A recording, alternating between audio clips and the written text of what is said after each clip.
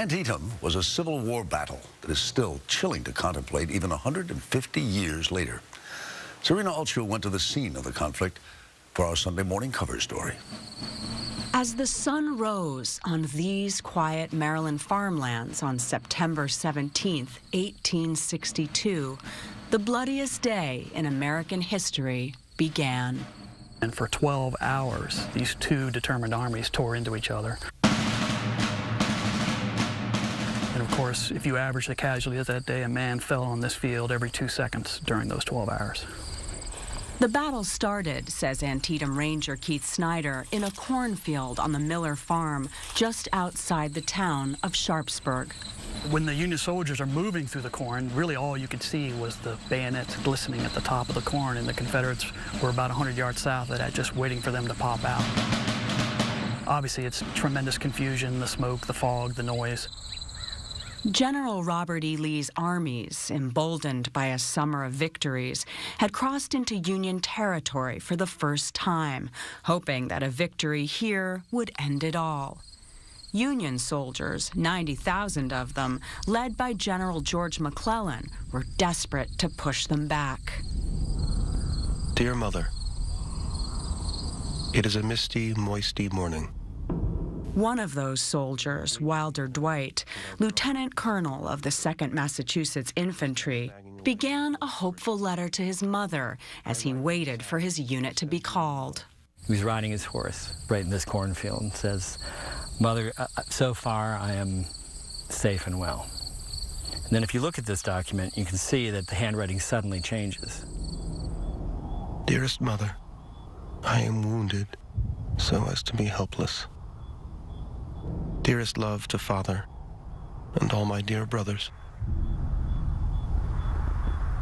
Our troops have left the part of the field where I lay. Rick Burns' documentary, Death in the Civil War, airs this week on PBS's American Experience. He says that deadly day at Antietam changed our country forever. People brought to this Civil War remarkable romantic ideas about what war was, about the glory of death in the battlefield. But, you know, this is what death in the battlefield was. It was having, you know, your guts blown out by a shell. There was no glory to it. It was pure mayhem. At midday, the battle moved south to this place, which would become known as Bloody Lane. You could walk along the bodies on the sunken road, yes. Bloody Lane, without hitting bare ground. And the image that conjures of Bloody Lane, you almost imagine blood running down this slope here. And that's what people described.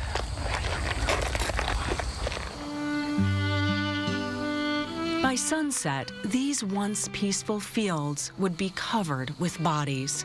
4,000 dead, 19,000 wounded, Union and Confederate soldiers both. The terrible reality of it brought home to the nation by a new invention, photography. When these photographs, taken 2 days after the fighting had stopped, were exhibited at Matthew Brady's studio in New York, they were front-page news. The public, says historian and Harvard University President Drew Faust, could no longer look away from the horror of war. It was a stunning awakening for the civilian population of New York to see what was going on not all that far away. According to Faust, death on this almost unimaginable scale transformed our nation. There weren't burial details. There was not an ambulance service to remove the wounded or the dead from the field. Soldiers did not have any form of formal identity. There was no formal process for notifying next of kin. So if someone was killed, it was up to his comrades to write and tell his loved ones what had happened to him. All this would change, by necessity, over the next few terrible years. What portion of the dead were unknown and unnamed in the end? It's staggering. It's probably about half of 750,000 lost. We don't know because the records are so incomplete. So it's unknown how many were unknown, but an estimated half. It is now 4 weeks since we received a letter from my dear father and heard that he was very sick. And we have not heard a word since. Will you please to inform me at your earliest convenience whether my son, Joseph H. Hampton, is alive or dead? If you think of hundreds of thousands of individuals across the nation who never knew what happened to their son, their brother, their husband, it's almost unimaginable as a burden of grief. The cost on both sides was staggering, but Lee's army had been pushed back, allowing the Union side to declare its first major victory. 5 days later, President Abraham Lincoln issued the preliminary Emancipation Proclamation.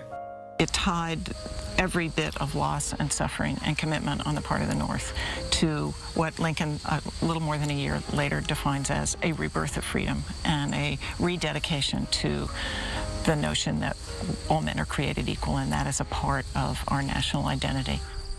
After Antietam, no longer would this war be just about reunifying the nation. It is now going to be about freedom for 4.5 million Americans. A purpose, says Ranger Keith Snyder, that gave meaning to the horror and the grief.